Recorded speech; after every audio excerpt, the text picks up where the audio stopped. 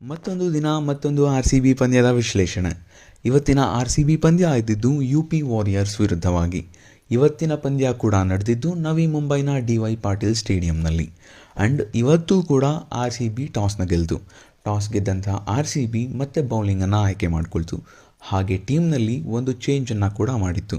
ಅದೇ bowling allrounder ಆಗಿದ್ದಂಥ ಪೂಜಾ ರಾವತ್ರ ಬದಲಿಗೆ batting allrounder ಆಗಿರುವಂಥ ಗೌತಮಿ ನಾಯಕನ್ನು ಟೀಮ್ನಲ್ಲಿ ಇನ್ಕ್ಲೂಡ್ ಮಾಡಿದ್ದು, ಬಿಕಾಸ್ ಡೆಪ್ತನ್ನು ಜಾಸ್ತಿ ಮಾಡೋದಕ್ಕೆ. ಹಾಗೆ ಟಾಸ್ ಸೋತಂಥ UP ವಾರಿಯರ್ಸ್ ತಂಡ ಬ್ಯಾಟಿಂಗ್ ಆಡೋದಕ್ಕೆ ಅಂತ ಬಂತು.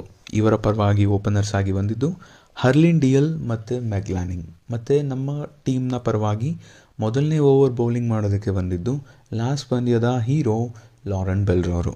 ಈ ಪಂದ್ಯದಲ್ಲೂ ಕೂಡ ಮತ್ತೆ ಸ್ವಿಂಗ್ ಬೌಲಿಂಗ್ನ ಮುಖಾಂತರ ಪ್ರೆಷರ್ನ ಬಿಲ್ಡ್ ಮಾಡ್ತಾನೆ ಹೋದರು. ಆ್ಯಂಡ್ ಇನ್ನೊಂದು ಎಂಡ್ನಲ್ಲಿ ಲಿಂಡ್ಸೆ ಸ್ಮಿತ್ ಕೂಡ ಯಾವುದೇ ಥರವಾಗಿ ಲೂಸ್ ರನ್ಸ್ನ ಬಿಟ್ಟು